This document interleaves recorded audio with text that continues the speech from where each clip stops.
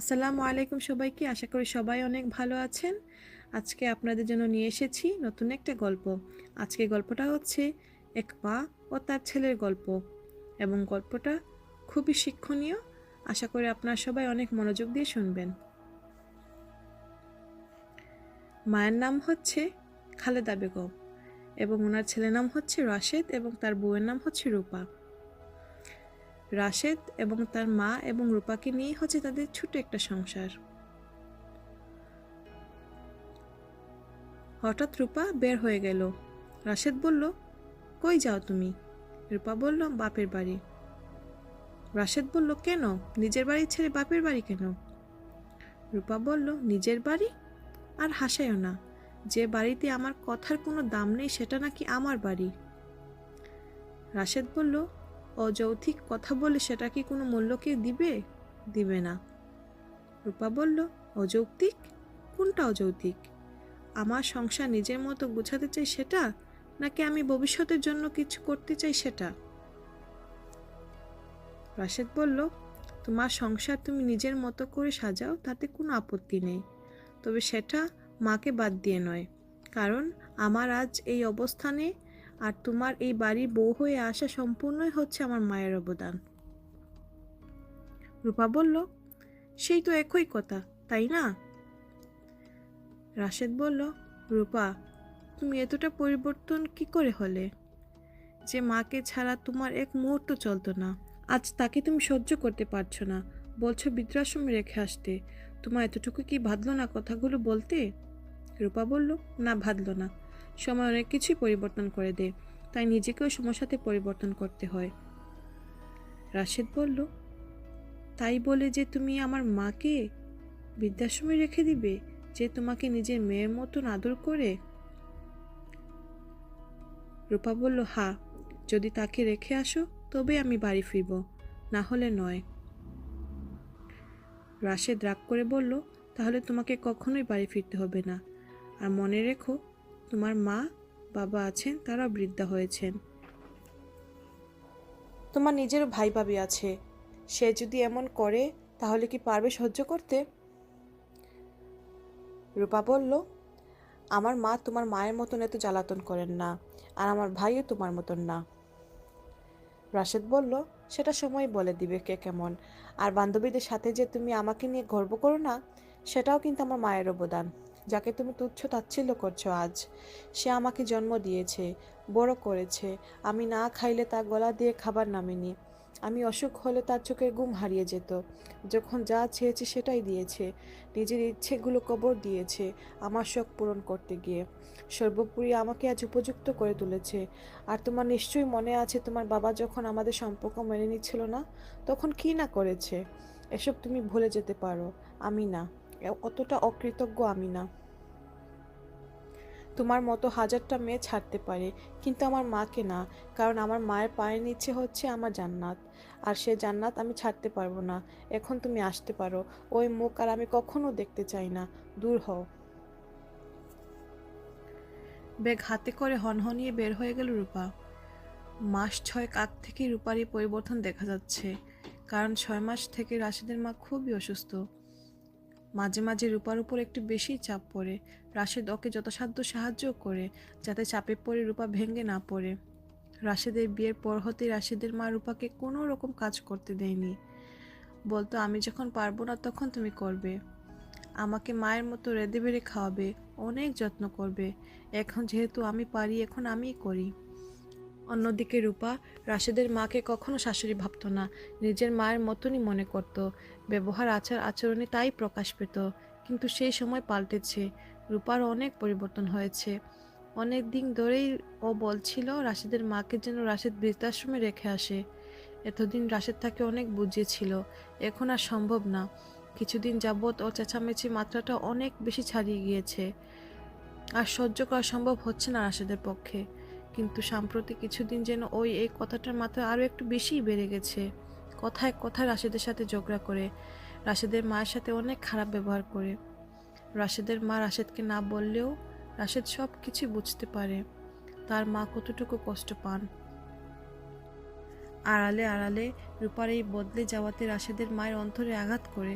সেটা রাশেদ ঠিকই বুঝতে পেরেছিল। তার যে একটা মেয়ের অভাব ছিল, সেটা যে এই রূপাকে দিয়েই পূরণ হয়েছিল। যে বৌমাকে রাশেদের মা নিজের মেয়ের মতন করে আদর করেছেন, সবসময় দেখেছেন, তার এই পরিবর্তনে একটু কষ্ট তো হবেই। একটু না, আসলে অনেকখানি কষ্ট হবে। এটাই স্বাভাবিক। রাশেদের বিয়ে পারিবারিকভাবেই হয়, যদিও তার আগে 5 বছর সম্পর্ক ছিল তাদের। বিয়ের অনেক আগে থেকেই রূপাকে মায়ের সাথে পরিচয় করিয়ে দেয় রাশেদ। কারণ রাশেদের মা অনেকটা ফ্রি মাইন্ডেড ছিলেন। কোনো আপত্তি না করে তিনি রূপাকে মেনে নিয়েছিলেন। তিনি তখন থেকে নিজের মেয়ের মতো করে ওকে দেখা শুরু করেন। বাড়িতে ভালো মন্দ রান্না হলেই রাশেদ হোক আর না হোক, ওর মা ঠিকই রূপাকে ডেকে নিজ হাতে তুলে খাইয়ে দিবে। রাশেদের তখন অনেক হিংসা হতো, কিন্তু আজ সব অতীত রাশেদের কাছে। রাশেদ চাকরি পাওয়ার পর মাকে দিয়ে প্রস্তাব পাঠায় রূপার বাড়িতে। প্রথমে রূপার বাবা মা কিছুতেই রাজি হননি। সামান্য একটা চাকরি করে বলে রাশেদ। রূপা বাবা চেয়েছিল তার মেয়েকে বড় ঘরের কোনো প্রতিষ্ঠিত ছেলের কাছে তুলে দিতে। তারা রাশেদের মাকে অনেকবার অপমান করেছে, তবুও রাশেদের কথা ভেবে বারবার প্রস্তাব নিয়ে যেতেন রাশেদের মা। হাজার অপমান সহেও যেতেন। অনেক নিষেধ করেছে রাশেদ। কেন শুধু শুধু আমার জন্য অপমানিত হবে মা? বাদ দাও। রাশেদের মা বলতেন, তোদের সুখই আমার সুখ, তাই যাই। শেষ পর্যন্ত রূপার জেদের কাছে হার মেনে রূপার বাবা বিয়েতে রাজি হন। এই জন্য কখনো শ্বশুরবাড়ি জামাই হিসেবে যে সম্মান পাওয়া উচিত, তার ছিটে ফুটাও পায়নি রাশেদ। শ্বশুর শাশুড়ি তো রাশেদকে দেখতেই পারেন না।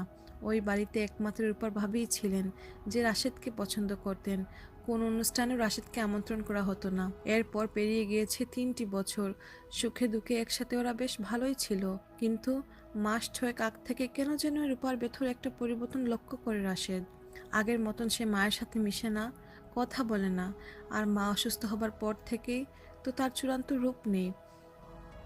এখন রূপা বান্ধবীদের বাড়ি যায়, তাদের বাসায় ডেকে আড্ডা দেয়, কিন্তু মায়ের খোঁজ নেওয়ার সময় যেন পায় না রূপা।